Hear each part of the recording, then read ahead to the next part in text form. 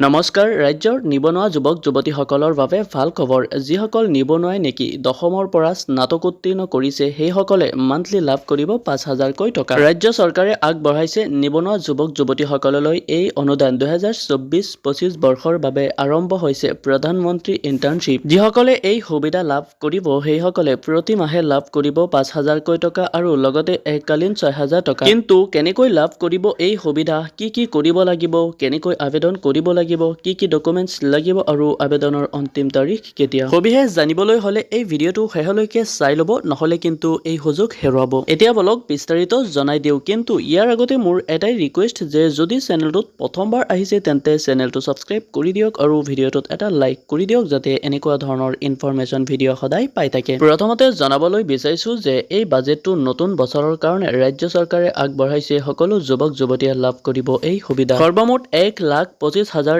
নিবনুৱা যুৱক যুৱতীয়ে লাভ কৰিব এই সুবিধা ৫০০টা শীৰ্ষ কোম্পানীত লাভ কৰিব ইণ্টাৰ্ণশ্বিপৰ সুবিধা প্ৰথমতে জানি লওক যে আবেদনৰ অন্তিম তাৰিখ হ'ল ১০ নৱেম্বৰ ১০ নৱেম্বৰৰ আগতে কৰিব লাগিব আবেদন প্ৰথমতে ৰেজিষ্ট্ৰেচন কৰিব লাগিব ৰেজিষ্ট্ৰেচন কোনটো ৱেবছাইটত কৰিব জনাইছো কিন্তু ইয়াৰ আগতে জানি লওক যে ৰেজিষ্ট্ৰেচনৰ সময়ত কি লাগিব ৰেজিষ্ট্ৰেচনৰ সময়ত লাগিব আধাৰ কাৰ্ড আৰু শিক্ষাৰ প্ৰমাণপত্ৰ ৰেজিষ্ট্ৰেচনৰ বাবে লগইন কৰিবলগীয়া ৱেবছাইটটো হ'ল www.pminternship.mca.co.in এই ৱেবছাইটটোত গৈ পেলাই আপোনালোকে প্ৰথমতে ৰেজিষ্ট্ৰেচন কৰিব লাগিব তাৰ পাছত আবেদন কৰিব লাগিব ৰেজিষ্ট্ৰেচনৰ সময়ত যদি আপোনালোকৰ কিবা অসুবিধা হয় তেন্তে নিয়োগ বিনিময় কেন্দ্ৰত যোগাযোগ কৰিব পাৰে নাইবা এটা হেল্পলাইন নাম্বাৰ মুকলি কৰা হৈছে সেই হেল্পলাইন নাম্বাৰত কল কৰি আপোনালোকে সুধিব পাৰে হেল্পলাইন নাম্বাৰটো হৈছে 8099897266 আপোনালোকৰ ৰেজিষ্ট্ৰেচন নাইবা আবেদনৰ সময়ত যদি কিবা অসুবিধা হয় তেন্তে এই নাম্বাৰত কল কৰি আপোনালোকে যিকোনো কথা সুধিব পাৰিব আজিৰ ভিডিওটো এইখিনি আছিল আপোনালোকৰ যদি কিবা সুধিবলগীয়া আছে তেন্তে আপোনালোকে কমেন্টছত মোক সুধিব পাৰে তাৰ উত্তৰ মই আপোনালোকক দি দিম